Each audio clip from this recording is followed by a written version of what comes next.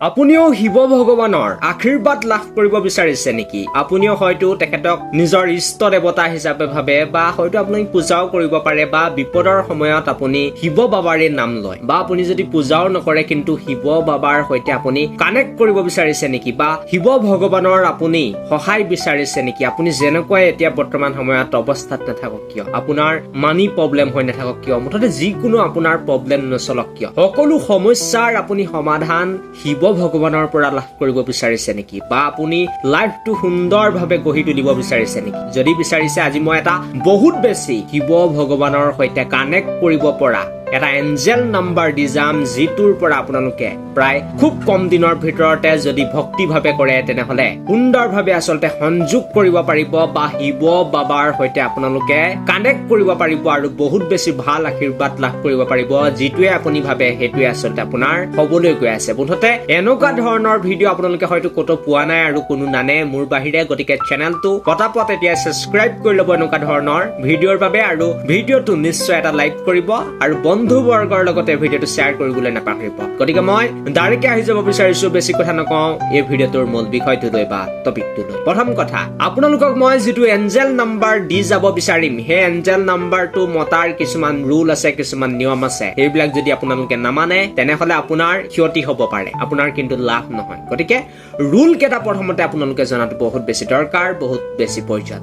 আৰু প্ৰথম ৰুলটো হৈছে, মই যিটো আপোনালোকক এঞ্জেল নাম্বাৰ দিবলৈ গৈ আছো শিৱ ভগৱানৰ, সেই এঞ্জেল নাম্বাৰটো মতাৰ আগতে আপোনালোকে গা ধুই ল'ব লাগিব আৰু কোনো ধৰণৰ আচলতে সেই দিনটোত মাছ মাংস খাব নোৱাৰিব। মই পুনৰ এবাৰ ৰিপিট কৰিছো, সেই এঞ্জেল নাম্বাৰটো মতাৰ আগতে আপোনালোকে গা ধুই ল'ব লাগিব আৰু মাছ মাংস সেই দিনটোত খাব নালাগিব।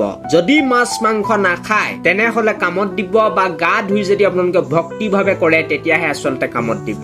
যদি মাছ মাংস খায়, ৰাগিয়াল বস্তু মদ ভাং খায়ো যদি আপোনালোকে এঞ্জেল নাম্বাৰটো মাতে তেনেহলে বাদ দিয়ক, আপোনালোকে কিবা লাভ নকৰে, শিৱ বাবাৰ আচলতে কোনো ধৰণৰ আপোনালোকে আশীৰ্বাদ লাভ নকৰে, আপোনাৰ কিন্তু ক্ষতিহে হ'ব। গতিকে এইটো বহুত বেছি এটা ইম্পৰ্টেণ্ট কথা, ইম্পৰ্টেণ্ট পইণ্ট আপোনালোক সকলোৱে মনত ৰাখিব লাগিব।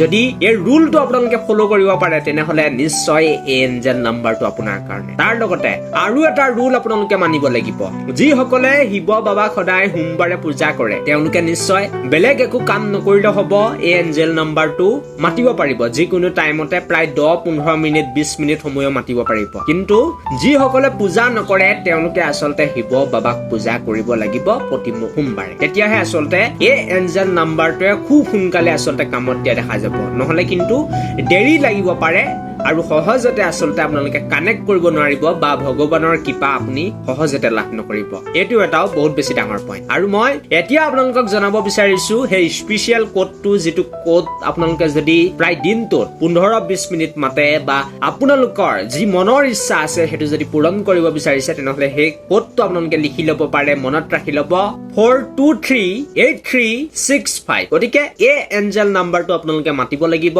আৰু মতাৰ মই যিকেইটা নিয়ম সেইকেইটা কৈ দিছো। আৰু যিটো আপোনাক আচলতে বস্তু লাগে সেই বস্তুটোৰ কথা আপোনালোকে ভাবি ল'ব যে মই এই বস্তুটো পাই গলো, বোলে আপোনাক এটা ভাল জব লাগে, সেই জবটো আপুনি পাই গল বুলি ভাবি বা মই পালো বুলি ভাবি আচলতে এই এঞ্জেল নাম্বাৰটো মাতিব লাগিব। আৰু বাকী যি কি নহওক, এই ভিডিঅ'টো ইমানটোৱে আছিল। থেংক ইউ ফৰ ৱাচিং দিছ ভিডিঅ'।